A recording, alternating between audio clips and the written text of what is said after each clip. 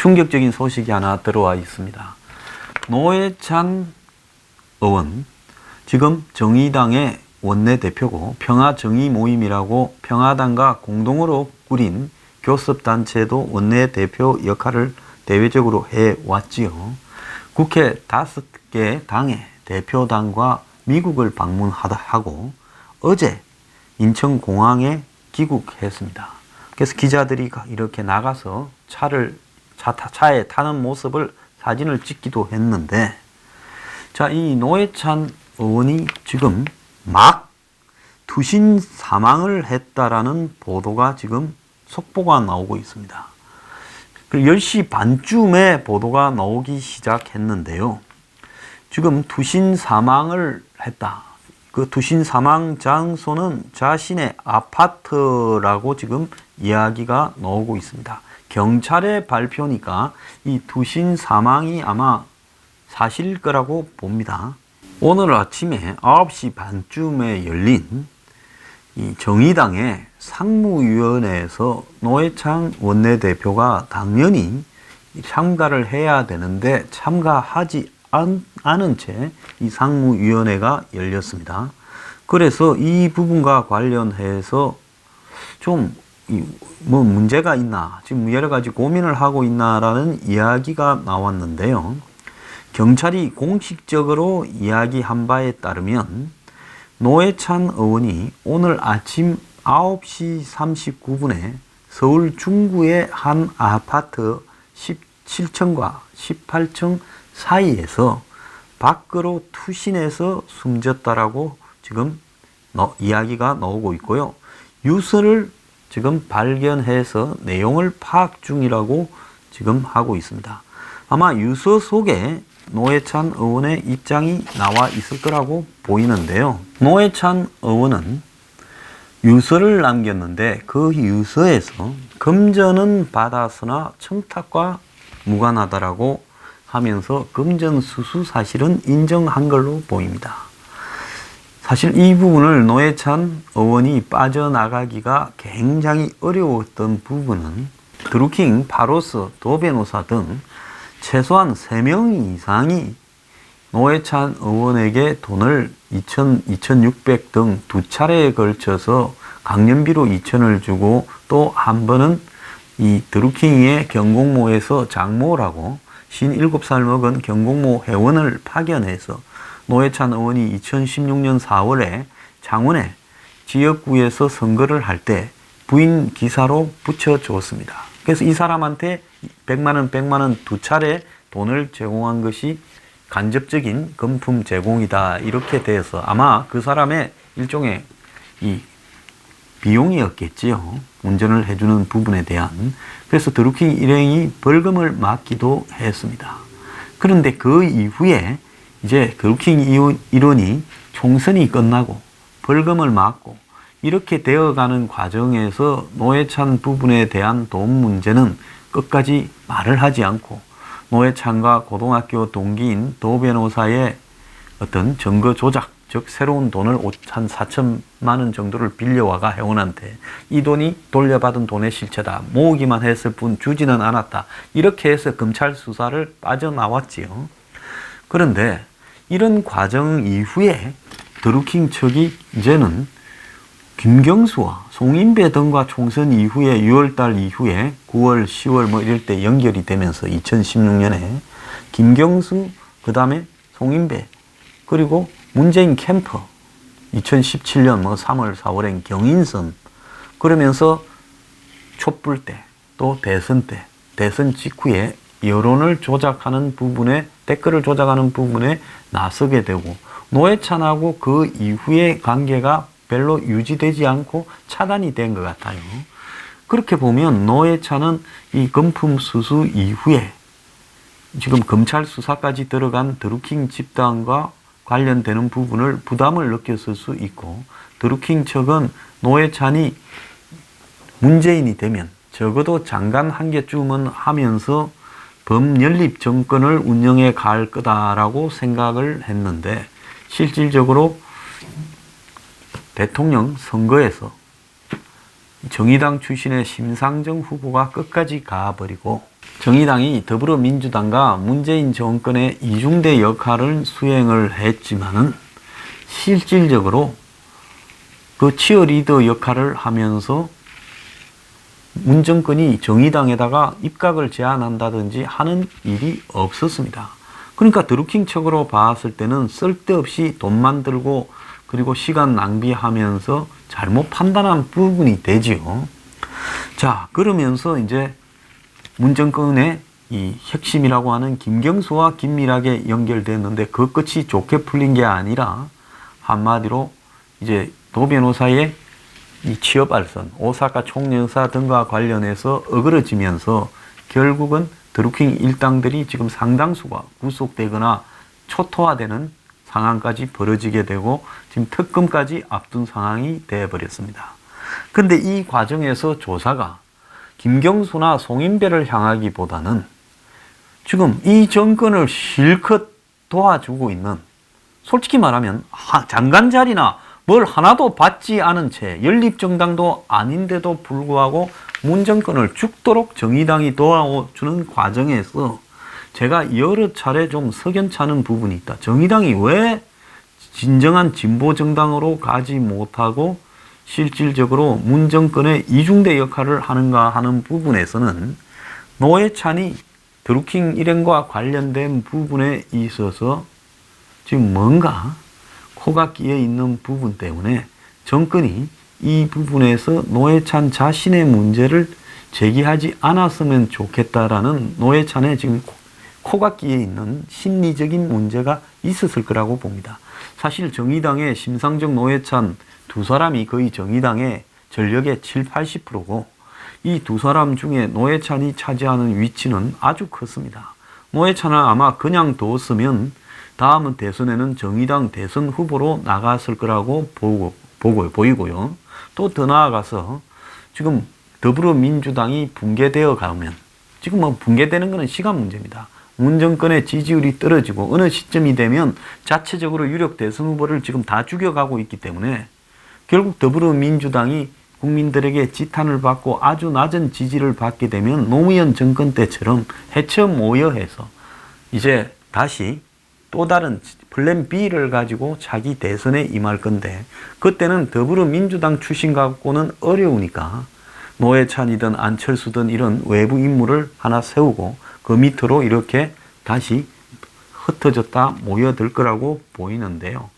그런데 이번에 노회찬에 대해서 특검에서 집중적으로 물고 늘어지면서 노회찬은 문 정권을 이렇게 도와온 내 역할은 하나도 인정하지 않고, 어떻게 자신들이 할 때는 나를 별로 거론하지 않고 드루킹 일당에서 그 뭐 돈을 줬니 안 줬니 논란이 있을 때 노회찬이 우스운 이야기다라고 이렇게 끊어버리니까 검찰 경찰에서도 이 이야기가 잠깐 나왔습니다. 근데 확산되지 못하고요 끝나버렸죠. 그냥 노회찬의 그 운전기사 편의 제공 이 정도로만 나오게 되고 돈 문제가 있었다라는 부분은 전혀 확산되지 못하고 끝났는데, 특검이라는 이름을 빌어서 집중적으로 노회찬을 조사를, 특검이 지난 한 25일 동안 조사한 것은 노회찬의 금품수수였죠. 노회찬과 관련된 도 변호사, 또 노회찬과 관련된 돈의 행보. 그래서 특검은 댓글의 행보가 아니라 돈의 행보에 집중하겠다라고 공공연하게 이야기를 했습니다. 자, 이런 과정에서 최근에 특검을 주장해서 관철시킨 한국당이 특검에 무관하다라고 비판이 많았습니다. 무관심하다. 저도 여러 차례 무관심하다라는 비판을 했지요. 그러다 보니 한국당이 어제 특검팀은 검찰과 경찰이 제대로 확보하지 못했던 각종 증거를 확보하여 수사 중이다 면서 또 다른 여권 실세가 연루되었을 가능성도 제기되는 등 사건이 그동안 알려진 것보다 더 중대하고 심각한 걸로 들어가고 있다. 이러면서 김경수도 거론했지만은 노회찬의 불법 자금을 전달했다라는 진술을 받아냈는데 노회찬이 거짓말을 일삼으며 대국민 사기극을 벌이고 있는 것이다. 이렇게 말을 했습니다. 앞서 제가 한 3명 정도가 진술을 했다 했는데 거기에는 도 변호사는 부인을 하고 있고 드루킹과 파로스 등은 진술을 한 걸로 보이는데요. 자, 그래서 지금 노회찬이 정치 쟁점화되면서 국내 귀국 이후에 아마 본인이 지금 어떻게 이게 정치를 앞으로 이 위기를 빠져나가고 살아남을 수 있나 좀 암담했을 거라고 보입니다. 그런 어떤 과정에서 고민을 하던 노회찬이 투신을 한 걸로 보입니다.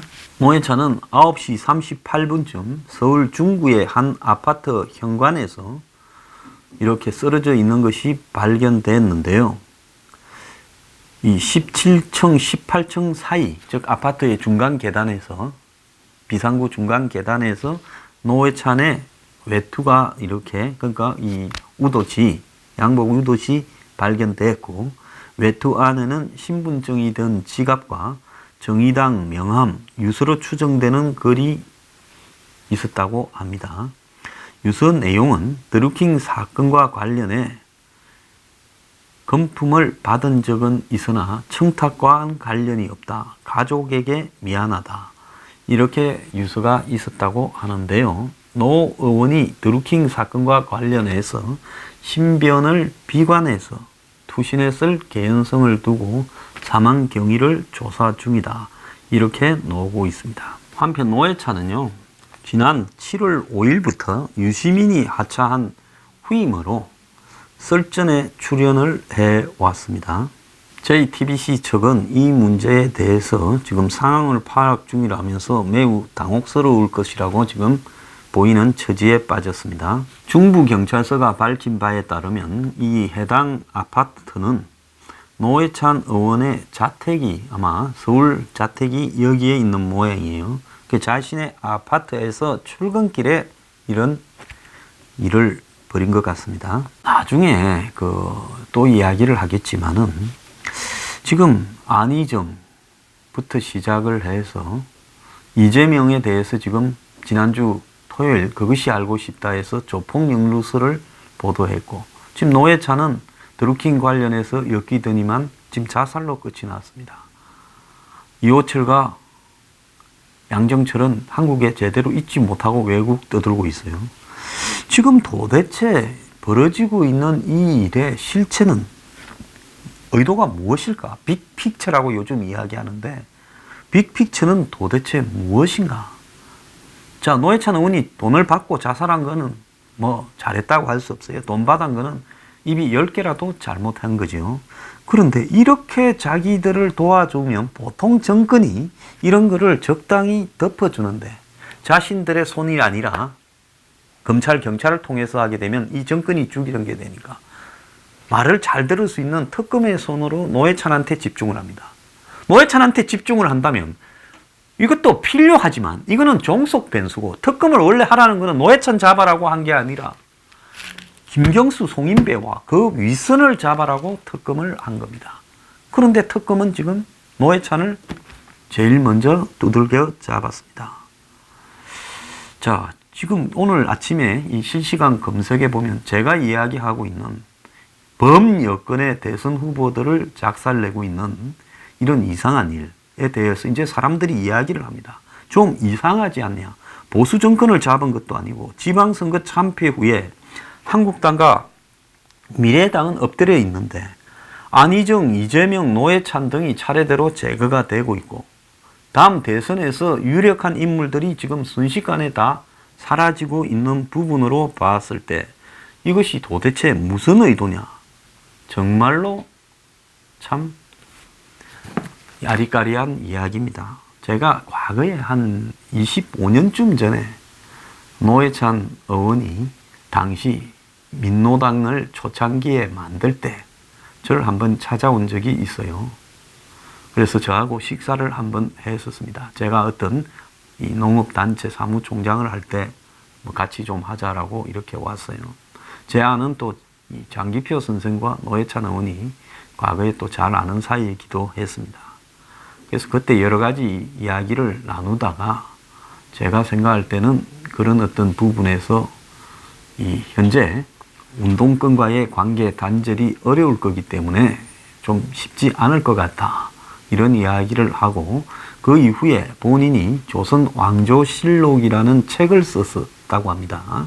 그 이제 순전히 책을 써서 돈을 좀 벌어야 되겠다. 어려울 때니까. 그래서 그 책을 저한테 보내온 적이 있습니다. 아마 제 사무실에 있을 거예요. 그래서 참 사람은 따뜻한 사람이구나 생각을 했고, 뭐 그 이후에도 가끔 이렇게 마주치면 뭐 반갑게 서로 인사를 한 사이인데, 어쨌거나 이분도 양심이 있는 사람이다 보니까 이렇게 자살로 인생을 마무리를 한 걸로 보입니다. 사람이 양심이 없는 사람이면 자살도 하지 않죠. 이분 좀 제가 안 됐다라는 생각이 듭니다. 드루킹 사건요, 정말 어디로 튈지 모르는 상황으로 전개되고 있는데요. 노회찬 의원의 자살로 지금 이렇게 방향이 이렇게 튀었는데요. 이 부분과 관련해서 우리가 좀 이상하다라고 일찍 문제를 제기했던 마준 변호사라는 사람이 사임을 했답니다. 지난 한 달 반쯤 전입니까? 배 변호사가 변호사를 맡아주겠다고 해서 지금 찾아갔지요. 면회 신청을 하고 접견 신청을 하고 했는데, 그런데 그 사이에 변호사가 없다가, 국선 변호사가 있다가 없다가 마준이 됐다가, 그래서 저는 마준이 그때도 이상하고 지금도 이상하다라고 견해를 유지해왔고, 배성희 변호사는 마준이 드루킹 일당의 가족 중에 누군가 한 것이 맞는 것 같아 이야기를 했는데, 결국은 이 마준 변호사가 특검에 사임을 통보했다고 합니다. 이 사람은 드루킹뿐만 아니라 둘리, 솔본, 그리고 서유기 등 구속된 일당 4명의 변호사를 이렇게 맡고 있었는데요. 마 변호사 이전에는 변호사가 이 윤평이라고 지금 특검의 조사 대상이 되고 있는 변호사가 하고, 그 다음에 장신근이라고 하고, 그 다음에 오정국이라는 변호사가 하다가, 그때 이제 조선일보에 이 문서가 하나 밖으로 빠진 적이 있었고, 그 이후에 이 국선 변호사를 재판부가 선임을 했다가, 그 다음에 마준을 임명을 또 선임을 했다.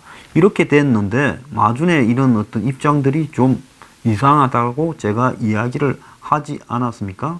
그런데 마준이 지금 이 재판부와 특검에 사임계를 제출한 걸로 보입니다.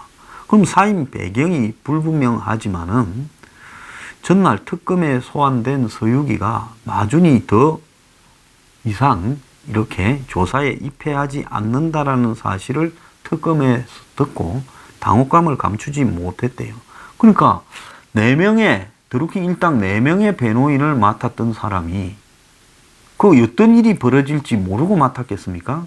조사받을 때 입회를 한 모양인데, 자신의 이 선임한 의뢰인에게 말하지 않고 특검에다가 말해버리고 그만뒀다고 합니다.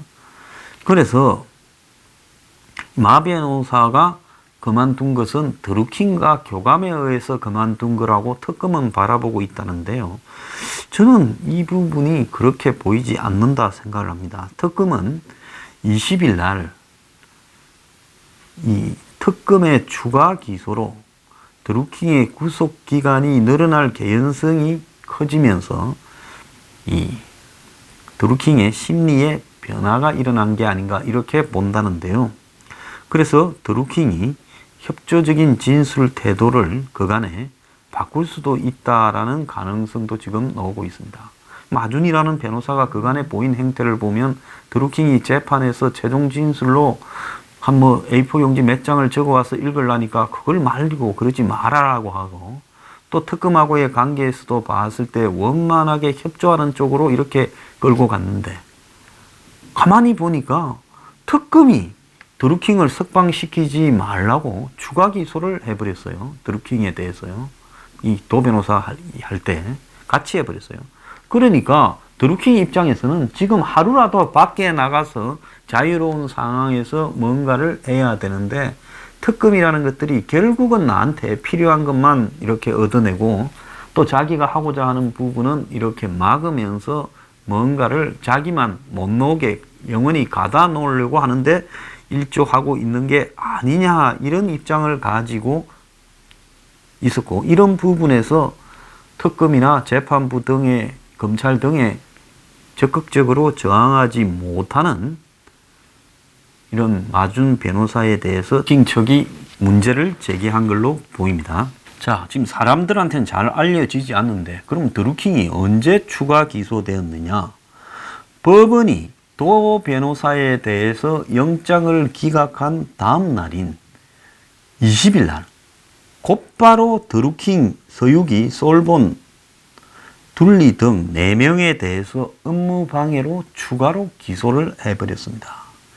특검팀은 공소장에 드루킹 일당이 지난 2월 21일부터 한 달간 총 2196회의 아이디와 매크로 프로그램인 킹크랩 2차 버전을 이용해 5533개의 네이버 기사에 달린 댓글 22만 1729개에 1131만 116회의 공감 비공감 조작을 벌인 혐의를 적시하면서 현재 재판 중인 내용에 비해 엄청나게 규모를 늘려가지고 추가 기소를 했습니다.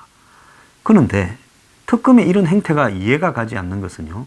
이게 지금 드루킹을 조사하는 목적의 특검은 누구를 조사하는 것이 특검의 목적이었는가 하면 김경수, 송인배, 그리고 그 위에 있는 문재인 캠프, 그리고 또 다른 이런 보이지 않는 뭔가 권력의 최고 핵심, 이런 부분을 조사하라고 특검을 임명했으면 특검은 처음부터 드루킹을 석방시킨 채 특검의 우호적인 관계를 만들어서 특검 기간 동안에 드루킹의 입과 각종 숨겨놓은 증거를 통해서 정권을 두들겨 잡아야 되는데 특검은 그렇게 하지 않고 드루킹 측에다가 처음부터 드루킹이 석방될까봐 석방시키지 말아라고 하는 의사를 재판부에도 전달을 했고, 자, 그러면서 도 변호사도 이제 구속시켜 그러려고 했습니다. 그러면서 노회찬 쪽으로 공세를 집중시켰어요. 이러다 보니까 결국은 노회찬이 자살하는 사태가 벌어지고,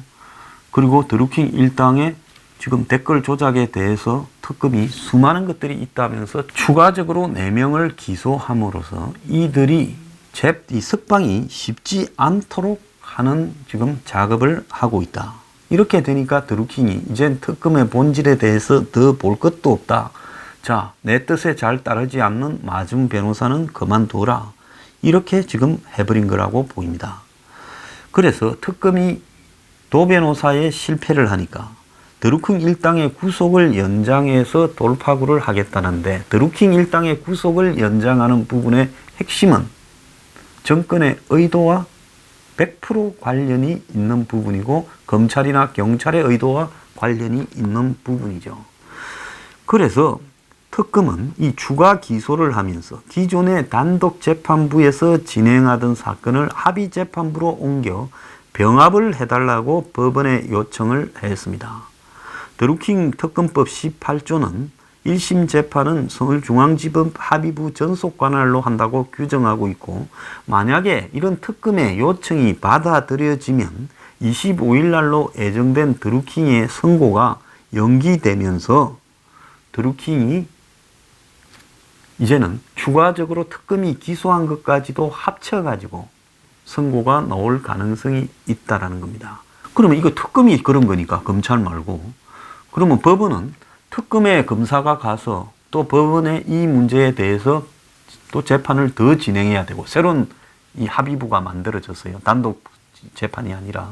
그러면 재판이 한정없이 길어지게 되고 나중에 특검의 조사 결과에 따른 추가적인 혐의가 더 얹어질 수 있죠. 그러면 드루킹은 재판만 하더라도 앞으로 한 6개월 이상 가게 되면서 실질적으로 재판의 결과에 따라서 앞으로 한 몇 년을 밖으로 못 나오는 일이 벌어질 수 있다는 겁니다.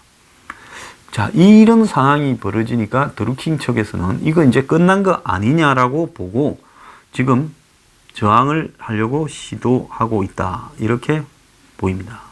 자, 드루킹이 석방되는 부분이 특검의 조사에 도움이 되면 되지 뭘 해로울 일이 있다고 이렇게 이상하게 대응하고 있는가. 정말 이 특검요 믿을 수가 없습니다. 입이 있으면 한번 변명을 해보길 바랍니다.